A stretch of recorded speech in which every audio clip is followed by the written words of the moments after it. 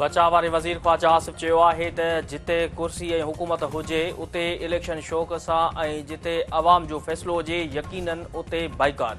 ख़ैबर पख्तूनख्वा में इलेक्शन वड़ण लाइ तयारु आहे छो त उते पंहिंजी हुकूमत आहे, पंहिंजी मर्ज़ी जो नतीजो कढी सघनि था। पंजाब में बाइकाट छो त अवाम जी ताक़त सां शिकस्त यकीनी आहे। केपी में धांधली जे सहारे बीठल आहे जॾहिं त पंजाब में अवाम फ़ैसिलो सहण जी हिमत नाहे।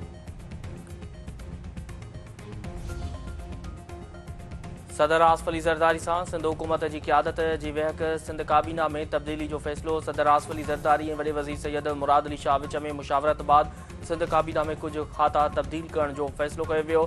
तवानाई ऐं मकानी खाते जा वज़ीर बि तब्दील करण ते इतफ़ाक़। काबीना मां ॿिनि वज़ीरनि ऐं हिकु सलाहकार खे फ़ारिग़ करण ते पिणु इतफ़ाक़ कयो वियो। गॾिजाणी में नए NFC ऐं सिंध में मुख़्तलिफ़ ॿरंदड़ इशूज़ ते सियासी सूरतहाल ते ग़ौर।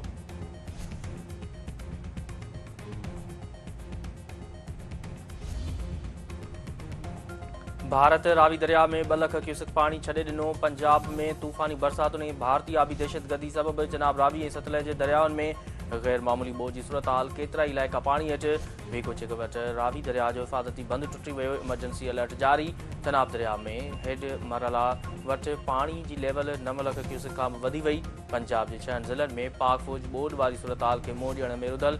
1.5 लख खां वधीक माण्हू महफ़ूज़ हंधनि ते मुंतक़िल। शकरगढ़ में ॿोड़ जे वहकिरे में फाथल औरतुनि ऐं ॿारनि समेत 50 माण्हुनि खे रेस्क्यू कयो वियो। सियालकोट में 450 मिलीमीटर बरसाति रिकॉर्ड। मौसमियात खाते तरफ़ां उत्तर ओभर पंजाब ऐं कश्मीर में अॼु वधीक तूफ़ानी बरसाति जी अॻकथी। वालारल कश्मीर में बरसाति तबाही मचाए छॾी। लैंडस्लाइडिंग सबबि 13 ॼणा फ़ौत। पड़े मीडिया जो चवणु आहे त जम्मू, सांबा, कठुआ, आदमपुर, राजौरी ऐं लाॻापियल जाबलू इलाइक़नि में तूफ़ानी वसकारो। 360 मिलीमीटर बरसाति रिकॉर्ड। समूरा तालीमी इदारा ऐं आफ़ीसूं बंदि करण जो हुकुम।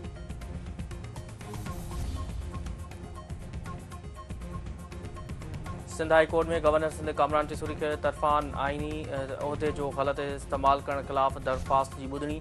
अदालत पारां एडवोकेट जनरल सिंध ऐं डिप्टी अटॉर्नी जनरल समेत धुरियुनि खे नोटिस जारी। 8 अक्टूबर ते जवाब तलब।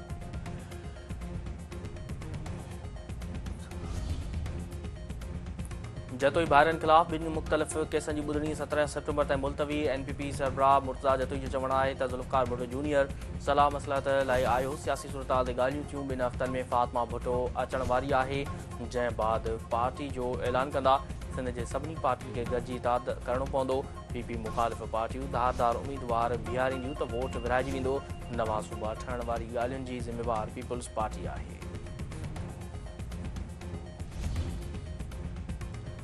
मीरपुर माथेले वेझो ॻोठु गुलमोहम्मद खावड़ में घर अंदरि ॻोठाणो क़तलु। हथियार बंदन। इमदाद अली चढ़ड़ खे घर में घिड़ी गोलियूं हणी क़तलु करे छॾियो।